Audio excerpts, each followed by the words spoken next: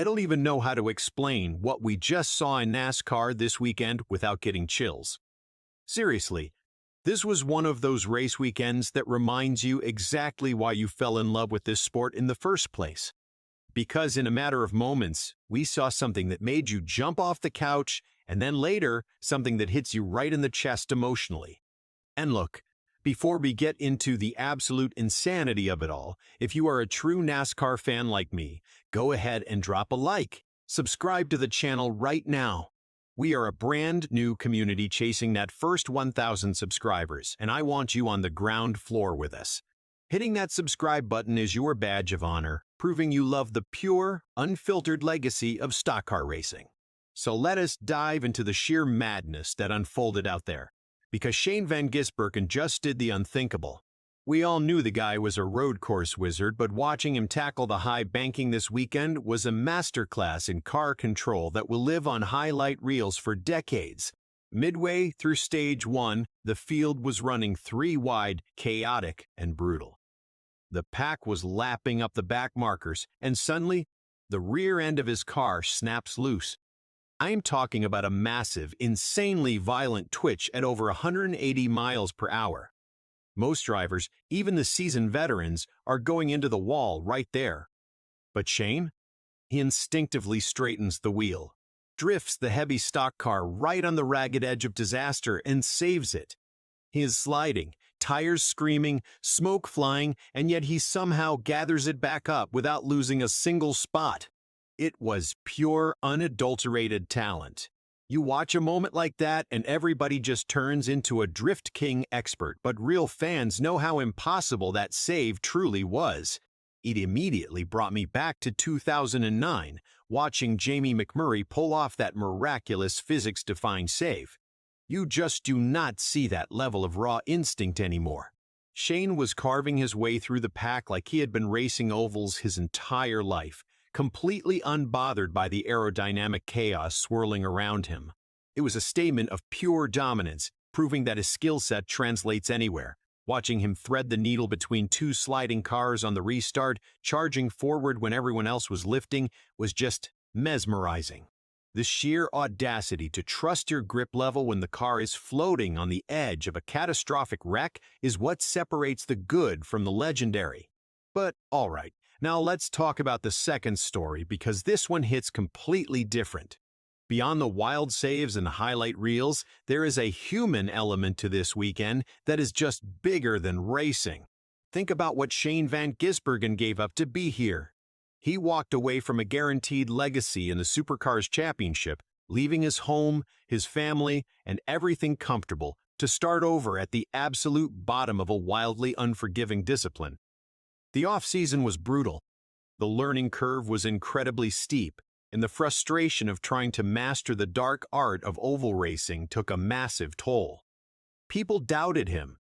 The media questioned if he was just a one-hit wonder on the streets of Chicago. That kind of pressure brings a unique kind of pain and isolation. You are thousands of miles from home, struggling to understand the nuances of green flag pit stops, aerodynamic side forces, and the relentless grinding culture of the NASCAR garage. Yet, he absorbed all of that frustration and channeled it into a masterclass of emotional resilience. As the race pushed into the final stage, the chaos only amplified. We saw green flag pit stops shuffle the running order, penalties absolutely destroying the hopes of early leaders, and cars going laps down in the blink of an eye. The tension was suffocating. Through it all, Shane remained insanely calm, communicating flawlessly with his crew chief on the #1 pit box, slowly, methodically working his way into the top 5. He wasn't just surviving the ovals anymore, he was dictating the pace.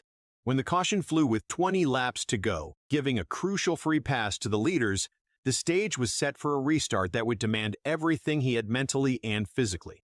When the green flag dropped, it was a brutal dogfight. Shane was restarting on the inside row, a notoriously tough spot when the track rubbers in and the outside momentum builds. He was flanked by champions, veterans who have spent their entire lives perfecting the art of the late race restart. But he just dug deep. He launched off the corner, sliding up beautifully to take the air off the leader's spoiler. It was a veteran move executed by a guy who supposedly had no business knowing how to manipulate the aero wash on a banked oval. He drove right past the dominant cars of the day, taking the lead on the final restart with a sense of authority that left the entire grandstand speechless. Chase Elliott was charging hard in his rearview mirror, desperately trying to force a mistake, looking high, looking low, trying to break Shane's concentration. But Shane was a machine. He hit his marks with agonizing precision, corner after corner, lap after agonizing lap.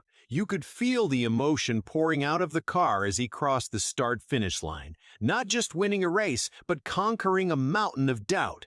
The radio erupted. The raw emotion in his voice was palpable, a mixture of exhaustion, relief, and undeniable triumph. It was a victory forged in the fires of immense personal sacrifice and unrelenting dedication. He proved to the world, and more importantly to himself, that his heart and his talent could overcome any obstacle placed in front of him. This was not just another trophy on the mantle. It was a profound validation of his entire life-altering decision to cross the globe and chase a seemingly impossible dream.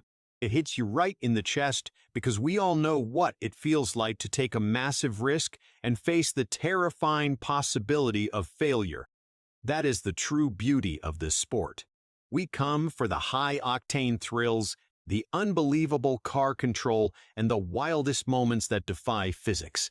But we stay for the humanity, the incredible stories of resilience, and the deeply personal journeys that play out at 200 miles per hour. Shane Van Gisbergen gave us both this weekend. He gave us a physical miracle on the track with that mind-blowing save, and he gave us a deeply moving spiritual victory that speaks to the very core of what it means to persevere. He showed every aspiring driver and every fan watching at home that greatness is not just about raw speed.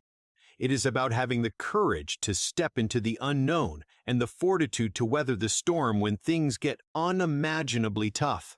As the smoke cleared from his celebratory burnouts and the crowd roared in appreciation, you could not help but feel a profound sense of respect for the man. It was a weekend that beautifully encapsulated the duality of NASCAR, the adrenaline-pumping insanity of the machines, and the fragile yet unyielding spirit of the humans who pilot them. So, now I have to ask you, which part of this historic weekend resonated with you more? Was it the sheer, jaw-dropping talent of that unbelievable save in the middle of Stage 1, or was it the overwhelming emotional triumph of him crossing the finish line and silencing every single critic after such a brutal journey? Please drop it right down in the comment section below. Let us truly talk about it. I want to read every single one of your personal thoughts on this amazing race because it truly is a fascinating debate that is totally worth having. And remember, if you want to keep breaking down these incredible moments with a community of real, passionate fans, make sure you drop a like and subscribe to the channel. We are building something massive right here, and I genuinely want you to come along for the wild ride as we grow.